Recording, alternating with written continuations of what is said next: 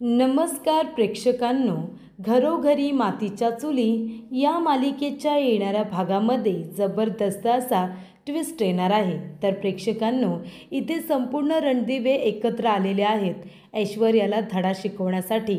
म्हणजे इथे ऐश्वर्याने ज्या पद्धतीने संपूर्ण रणदिवेंना सळो की पळो करून सोडले, त्यामुळे इथे आता सगळ्यांची अक्कल उशिरा का होईना पण आता जागेवरती आलेली असते।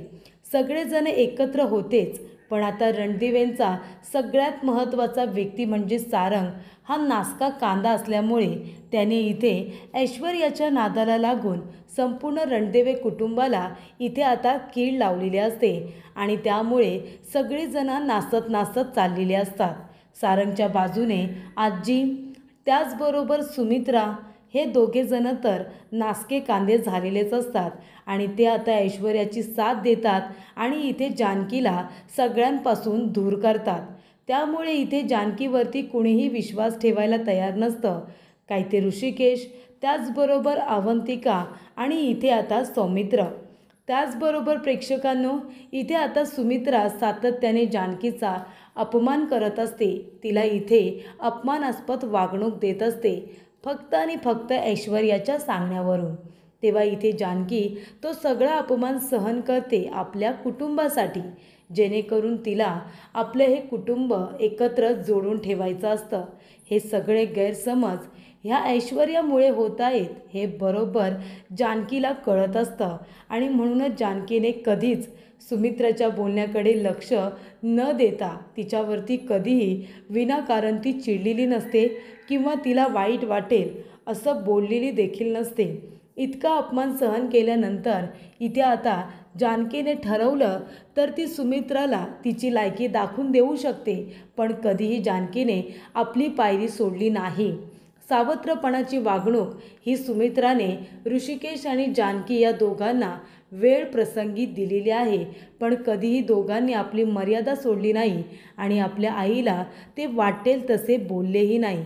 तर प्रेक्षकांनो, इथे आता जानकीने या सगळ्याची परतफेड करायची, पण इथे आता निर्दोष व्यक्तीला शिक्षा करण्यापेक्षा जी व्यक्ती खरोखर गुन्हेगार आहे तिला शिक्षा केली पाहिजे असं जानकी ठरवते।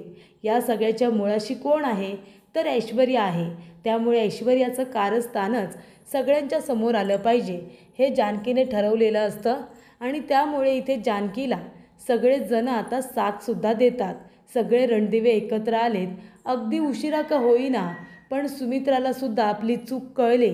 जेव्हा इथे ऐश्वर्याने सारंगच्या कंबरड्यात लाथ मारली तेव्हा सुमित्राचे आता डोळे उघडलेले असतात।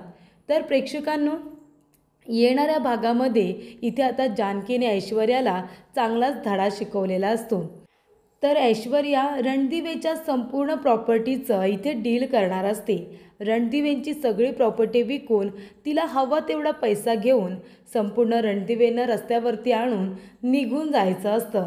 तेव्हा इथे जानकी आणि अवंतिकाने इथे आता ऐश्वर्याला चांगला धडा शिकवत ऐन मोक्यावरती इथे आता प्रॉपर्टीचे ओरिजिनल पेपर गायब केलेले असतात आणि तिथे डुप्लिकेट पेपर ठेवलेले असतात आणि या प्रयत्नांमुळे इथे ऐश्वर्याचं डील थांबलेलं असतं। ऐश्वर्या रणदिवेंची प्रॉपर्टी आता विकू शकत नाही कारण ओरिजिनल पेपर तिच्याकडे नसतात। त्यानंतर प्रेक्षकांनो, इथे जानकीने खूपच हुशारीने डील तर थांबवलेलं असतं, पण त्याचबरोबर इथे आता प्रॉपर्टीचे पेपर मागण्यासाठी जी व्यक्ती पुढे आलेली असते ती व्यक्ती एक दुसरीच असते। म्हणजे प्रेक्षकांनो, इथे आता सौमित्र आणि ऋषिकेश हे दोघेजण एकत्र आलेले असतात आणि त्यांनी एक प्लॅन तयार केलेला असतो। त्या चक्रव्यूहमध्ये इथे आता ऐश्वर्या पूर्णपणे अडकणार असते। तर प्रेक्षकांनो, इथे आता सौमित्रने एक वेगळा माणूस म्हणून ऐश्वर्याला फोन केलेला असतो आणि ऐश्वर्याला फोन करून आमच्याबरोबर रणदिवेंच्या प्रॉपर्टीचं डील करा असं सुद्धा सांगितलेलं असतं। त्यामुळे प्रेक्षकांनो, इथे आता ऋषिकेश नाही तर सौमित्र ऐश्वर्याला अडकवण्यासाठी पुढे आलेला असतो। तर प्रेक्षकांनो, येणाऱ्या भागामध्ये कशा पद्धतीने या गोष्टी पुढे घडत जातात आपण सविस्तरपणे बघूया। तर प्रेक्षकांनो, इथे आता ऐश्वर्याला चक्रव्यूहमध्ये अडकवण्यासाठी सौमित्रने सुद्धा चांगला पुढाकार घेतलेला असतो त्यामुळे प्रेक्षकांनो इथे आता येणाऱ्या भागामध्ये कशा पद्धतीने सगळेजण मिळून ऐश्वर्याकडून आपल्या अपमानाचा बदला घेतात ते आपण सविस्तरपणे बघूया। तर प्रेक्षकांनो इथे जानकी, अवंतिका सगळेजण आता गणपती उत्सव साजरा करायचा म्हणून घरामध्ये तयारी करत असतात आणि एका बाजूला इथे आता जानकी स्वतःला निर्दोष सिद्ध करण्यासाठी सुद्धा प्रयत्न करते, आपल्या आईला सुद्धा शोधून काढण्याचा प्रयत्न करते आणि लवकरच जानकी आपल्या आईला शोधून सुद्धा काढणार आहे आणि ते ऐश्वर्याचा पर्दाफाश करणार आहे। कारण जानकीला इथे तिच्या आईच्या घरी गेल्यानंतर एक महत्त्वाचा पुरावा मिळालेला असतो। राज्यस्तरीय जलतरण स्पर्धेमध्ये इथे आता जानकीच्या आईने लताने भाग घेतलेला असतो, ते सुद्धा 1979मध्ये कॉलेजमध्ये असताना इथे आता स्विमिंग कॉम्पिटिशनमध्ये तिने भाग घेतलेला असतो आणि त्याच्यामध्ये तिला फर्स्ट प्राइज मिळालेलं असतं। त्यामुळे प्रेक्षकांनो इथे आता जानकीच्या आईला जर पोहता येतं तर ती गुदमरून मरू शकत नाही, म्हणून तर माझ्या आईची डेथ बॉडी अजूनपर्यंत सापडलेली नाही आहे असं इथे जानकीला समजतं आणि ती ऋषिकेशला सुद्धा सांगते की ऋषिकेश, माझ्या आईची डेथ बॉडी सापडणारच नाही आहे, कारण माझी आई तर जिवंत आहे आणि त्याचा पुरावा मला मिळाला आहे। माझी आई इथे आता जलतरण स्पर्धेमध्ये भाग घेतलेली व्यक्ती म्हणजे तिला चांगली स्विमिंग येत होती आणि मग जर तिला पोहताच येत होतं तर ती बुडून मरू कशी शकते, याचा अर्थ माझी आई जिवंत आहे याचा पुरावा आता जानकीला मिळाला आहे, ते म्हणजे ते सर्टिफिकेट। त्यामुळे प्रेक्षकांनो कोर्टामध्ये जरीसुद्धा केस उभी राहिली तरीसुद्धा जानकीची आई मरू शकत नाही हे सिद्ध झालेलं आहे। त्यामुळे प्रेक्षकांनो महत्त्वाचा पुरावा हातामध्ये आल्यामुळे इथे आता जानकी थोडी का होईना पण आता शांत झालेली असते। मग काय, रणदिवेंच्या घरामध्ये आता गणपती उत्सव साजरा होणार असतो, मखर वगैरे बनवण्याची सगळी तयारी सारंगने केलेली असते। सौमित्रने त्याला जे जे काही हवं असतं ते सगळं आणून दिलेलं असतं आणि त्यामुळे त्याने उत्तम असा मखर तयार केलेला असतो। तर प्रेक्षकांनो इथे आता ओवीची इच्छा पूर्ण झालेली असते, शेवटीला तिच्या गुलाबजाम काकाने बनवलेला मखर घरापर्यंत आलेला असतो आणि मग गणपती बाप्पाचं आगमन हे दुसऱ्याच दिवशी होणार असतं। पण प्रेक्षकांनो त्याआधी इथे आता तयारी करत असताना महत्त्वाची गोष्ट राहिलेली असते। इथे आता जानकी म्हणत असते, आई अहो दरवेळेला आपण संपूर्ण घर क्लीन करतो, आता मी सगुणाला सुद्धा बोलवले, गुलाबदादासुद्धा हाताशी आहेत, मी अवंतिका, आम्ही दोघीजणी तर आहोत, आम्ही संपूर्ण घर आता क्लीन करून घेतलं आहे, पण मी काय म्हणते आता आपलं स्टोरूम राहिले ना, स्टोरूमसुद्धा करून घेतो, कारण इथे आहे ना आता सारंग भाऊजींना स्टोरूम साफ करायला खूप आवडायचं, कारण तिथे त्यांच्या सर्वांच्या लहानपणीच्या वस्तू त्यांना बघायला मिळायच्या ना, म्हणून दरवेळेला सारंग भाऊजी म्हणायचे की स्टोरूम मी साफ करणार, कारण लहानपणाची खेळणी काही आठवणी त्यांना बघायला खूप आवडायच्या। हो ना आई, म्हणून मी काय म्हणते ते स्टोरूम आम्ही साफ करून घेऊ का आता? तेव्हा ऐश्वर्या घाबरते, ऐश्वर्या म्हणत असते की काही गरज नाही आहे, स्टोरूम कशाला साफ करायचं आहे तुम्हाला, आणि तसंही सारंग स्टोरूम साफ करायचे ना, मग ह्या वर्षी मी स्टोरूम साफ करणार आहे। तेव्हा सुमित्रा म्हणते, अगं ऐश्वर्या असं काय करतेस तू, तू 2 जीवांची आहेस हे तू सारखं विसरतेस का? अगं प्रेग्नेंट आहेस तू आणि अशा अवस्थेमध्ये तू जर स्टोरूम साफ केलंस तर तुझ्या नाकातोंडामध्ये धूळ जाईल आणि त्याचा त्रास तुझ्या पोटातल्या बाळाला होईल, ही साधी गोष्ट तुला कळत नाही का? स्टोरूम तुला साफ करायची गरज नाही आहे। तेव्हा इथे जानकी म्हणत असते, नाहीतर काय, अगं कशाला तू स्टोरूम साफ करतेस? तेव्हा जानकी म्हणते, आई आम्ही करू, तुम्ही ऐश्वर्याला समजावा।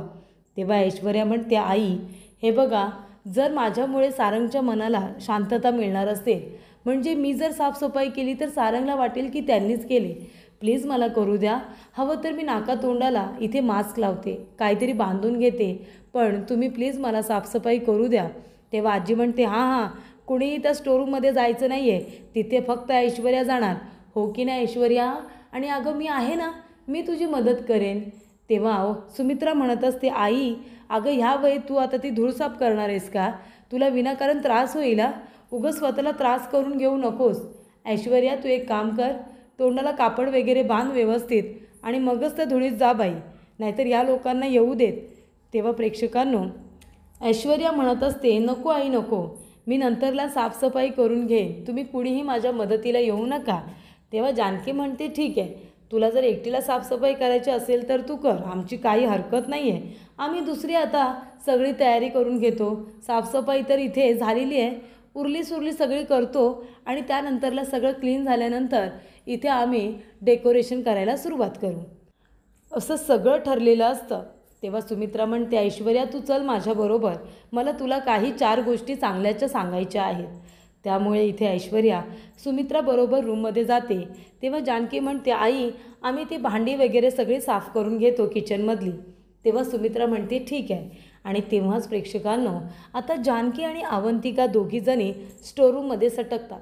कारण ऐश्वर्याच्या बोलण्यामुळे त्यांना संशय आलेला असतो की नक्की स्टोरूममध्ये असं काहीतरी आहे जे इथे ऐश्वर्या आपल्यापासून लपून ठेवते आणि आजीलासुद्धा त्याबद्दल माहिती आहे. तेव्हा इथे जानकी म्हणते, अवंतिका स्टोरूममध्ये ऐश्वर्याने प्रॉपर्टीचे पेपर तर ठेवले नसतील ना? तेव्हा इथे अवंतिका म्हणते, बरोबर बोलताय तुम्ही वहिनी, तिने प्रॉपर्टीचे पेपर स्टोरूममध्येच ठेवले असतील, म्हणून तर ती आपल्याला साफसफाई करायला जाऊ देत नाही आहे ना. तेव्हा जानकी म्हणते, चल आपण आत्ताच्या आत्ता जाऊया. आणि तेव्हा प्रेक्षकांनो, आता प्रॉपर्टीचे पेपर हे त्या ठिकाणी अगदी कपाटाच्या आतमध्ये ठेवलेले असतात. त्यामुळे इथे सगळीकडे शोधाशोध केल्यानंतर आता नक्की ते प्रॉपर्टीचे पेपर कुठे ठेवले असतील. बाहेर तर ती काही ठेवणार नाही, कारण बाहेर उंदीर आहेत. असं आता जानकी म्हणते, कपाट उघडूया. कपाट उघडल्यानंतर इथे आता वरच्या बाजूला सगळ्या फाईल असतात, पण मागच्या बाजूला इथे प्रॉपर्टीचे पेपर तिने लपवून ठेवलेले असतात. त्यामुळे इथे प्रेक्षकांनो, आता जानकी म्हणत असते की चला प्रॉपर्टीचे पेपर इथे आहेत, प्रॉपर्टीचे पेपर आता काय करूया, आपण एक काम करूया अवंतिका, हे पेपर आपण चोरायचे नाही, आपण ते पेपर इथेच ठेवायचे. आणि जानकी खूपच हुशारीने ते पेपर कपाटातून बाहेर काढून ठेवते, कारण तिथे उंदीर असतात आणि जानकीला माहिती असतं की उंदीर मामा आता ह्या ऐश्वर्याचा नाश करणार. उंदीर मामा स्वतः ही फाईल आता कशा पद्धतीने कुडतरून टाकतात ना, ते बघतो. तेव्हा जानकी त्या फाईलवरती आता इथे खाण्याच्या काही गोड वस्तू लावते, जेणेकरून उंदीर तिथपर्यंत येतील आणि ते पेपर कुरतडून टाकतील. तेव्हा इथे जानकीने ते पेपर आता उघडे करून ठेवलेले असतात आणि त्यानंतरला त्या पेपरला इथे गोड लावून ठेवलेलं असतं. उंदीर मामा ते सगळे पेपर आता रात्रभर चावायला सुरुवात करतात. त्यामुळे प्रेक्षकांनो, इथे आता जानकी आणि अवंतिकाला काही करावंच लागत नाही, कारण का ऑलरेडी ते पेपर आता उंदीर मामाने चावायला सुरुवात केलेली असते. त्यानंतर प्रेक्षकांनो, इथे आता ऐश्वर्या म्हणते की चला मला फोन करून ह्या डीलचं काहीतरी केलंच पाहिजे. तेव्हा ती त्या माणसाला परत फोन करते, ज्या माणसाने तिला फोन केलेला असतो की रणदिव्यांची जी काही प्रॉपर्टी आहे तिचं डील लवकरात लवकर करून टाक, कारण ही प्रॉपर्टी तुझी होणार नाही, कारण ती रणदिवे सगळे एकत्र आले तर तुला ही प्रॉपर्टी मिळणार नाही. तेव्हा लवकरात लवकर प्रॉपर्टीचे पेपर मला दे आणि लवकरात लवकर डील करून टाक, ती प्रॉपर्टी तुझ्या नावावरती आहे, तोपर्यंत हे डील होऊ शकतं. तेव्हा ऐश्वर्या म्हणते, तसंही मला या रणदिवेंच्या प्रॉपर्टीमध्ये अजिबात इंटरेस्ट नाही आहे, चला मी फोन करते आणि आता हे संपूर्ण प्रॉपर्टी विकून सगळा पैसा मी माझ्याकडे घेते आणि मग मी माझ्या डॅडाच्या घरी निघून जाते, असं इथे ऐश्वर्याने ठरवलेलं असतं. आणि त्याचमुळे ती त्या माणसाला फोन करते आणि म्हणते, ठीक आहे, मी प्रॉपर्टीचे पेपर तुम्हाला द्यायला तयार आहे आणि तुमच्याबरोबर हे डील करायलासुद्धा तयार आहे. तेव्हा प्रेक्षकांनो, इथे आता जानकी म्हणते की आता ऐश्वर्या कसं डील करणार आहेस ना, तेच बघतो आम्ही. तेव्हा इथे सौमित्रच तो माणूस असतो ज्याने इथे नंबर बदलून, आवाज बदलून तो ऐश्वर्याबरोबर बोलत असतो. तेव्हा इथे आता ऐश्वर्या ते प्रॉपर्टीचे पेपर बघायला जाते. संपूर्ण पेपर हे आता कुरतडलेले असतात. तेव्हा तिथे पेपर घेऊन बाहेर येते आणि त्यानंतर त्या माणसाला भेटायला ज्या ठिकाणी जाणार असते त्या ठिकाणी आता जेव्हा ऐश्वर्या म्हणते की प्रॉपर्टीचे पेपर मी घेऊन आले, ही प्रॉपर्टी माझ्याच नावावरती आहे, पण हे बघा ना, उंदराने सगळे पेपरच कुरतडून टाकले, आता काय करायचं. तेव्हा प्रेक्षकांनो, इथे आता तो जो डील करण्यासाठी माणूस आलेला असतो तो दुसरा तिसरा कोणी नसून तो सौमित्र असतो आणि त्याचबरोबर तिथे आता संपूर्ण लोक असतात. म्हणजे तिथे ऋषिकेशसुद्धा असतो, जानकीसुद्धा असते आणि अवंतिकासुद्धा असते. तेव्हा सगळे ते लोक म्हणत असतात, काय मग हे कुरतडलेले पेपर घेऊन तू आता रणदिवेंच्या प्रॉपर्टीचं डील करायला आली आहेस का? तसंही हे पेपर आता काही कामाचे नाही आहेत, कारण ते पूर्णपणे उंदीर मामाने कुरतडलेले आहेत. आता ह्या पेपरवरती ना तुझं नाव दिसतंय ना ऋषिकेशने केलेल्या सह्या. जरी तुझं नाव असेल तरीसुद्धा ऋषिकेशने केलेल्या सह्या तर कुठेच दिसत नाही आहे. उंदीर मामाने सगळं काही कुरतडून अगदी छान काम केलं आहे, बरोबर की नाही ऐश्वर्या? त्याच्यामुळे आता आमच्या रणदिवेंची प्रॉपर्टी विकण्याचा तुझा जो काही हा डाव होता ना, तो आत्ताच्या आत्ता पूर्णपणे आम्ही उधळून लावला आहे आणि पुन्हा आमची प्रॉपर्टी विकण्याचा प्रयत्न कधीही करायचा नाही, अगदी स्वप्नातसुद्धा करायचं नाही, असं जानकी म्हणत असते. तर प्रेक्षकांनो, डील करायला गेलेली ऐश्वर्या तोंडावरती पडलेली असते, कारण सगळे रणदिवे एकत्र आलेले असतात. उंदराने पेपर चावल्यामुळे तशी ती प्रॉपर्टी आता विकली जाणार नाही आणि ती ऐश्वर्याच्या नावाने आहे हे सुद्धा सिद्ध होणार नाही. तर अशा रीतीने प्रेक्षकांनो, रणदिवेंची सगळी प्रॉपर्टी त्यांना पुन्हा एकदा परत मिळालेली असते.